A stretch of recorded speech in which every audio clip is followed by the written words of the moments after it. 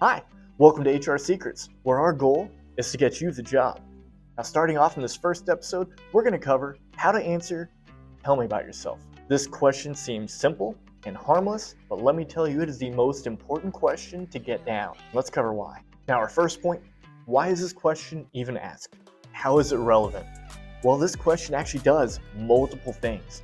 The first one, it's an icebreaker, right? Like, it gets the candidate going, it lets them talk about themselves, gets the interview rolling. However, the second thing, it lets the interviewer find out some things about the candidate and their background without being able to actually ask it. There's some things that you cannot ask in an interview.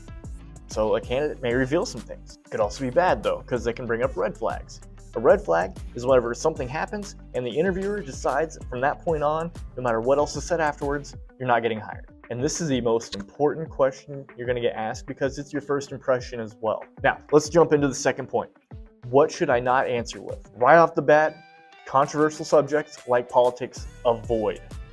When you bring up politics, even if the interviewer agrees with your politics, you're getting a red flag right there because you're showing you cannot restrain yourself in a professional environment. Next are the pity stories. Don't bring out the tiniest violin and start playing the saddest song saying, all this happened to me, this is why I'm here, or ending it with, and that's why I really need this job, man. The whole point of an interview, the whole reason of getting hired is because you're the best candidate. When you're throwing out that stuff, you're showing that you're a liability. And don't go on long stories.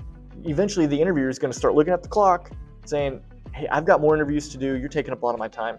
That's a red flag as well. You can't be short and concise. I'm gonna find somebody who can be. And don't go too deep into hobbies unless it's relevant. If it is relevant, you can go into a little bit more detail, but you want to keep things concise. Don't go dancing around the question like a politician either, meaning you just give out all these words and you don't even answer the question. And lastly, even though it's a good idea to always pause and think for a few seconds before answering a question, never pause on tell me about yourself. This is one that you need to be able to just rattle right off the bat and just go with it. So the third point, how do we answer it correctly? This is the fun part. This is where you get to stand out. When you're asked, tell me about yourself, this is your opportunity to almost get the job right then and there, to stand out above everybody else. And how you do that, you start off with your education. You go to college, where'd you go at, what'd you major in? Okay, great. And then go into your professional experience. I worked as an HR manager here, and then I transitioned to become an HR manager here, and that's what led me here. Include things you learned along the way, especially tying in things that are found on the job description or the vacancy you're applying for. It shows you research for the position, and when you're checking off all the boxes for the interviewer, you got the job. Next, you want to try to tie in some accomplishments as well. For HR, just for example, I reduced turnover rate by 20% when I was at whatever. You want to go into details that make you stand out. Accolades are great, especially if somebody coming in with similar experience as you. You want to try to get a step.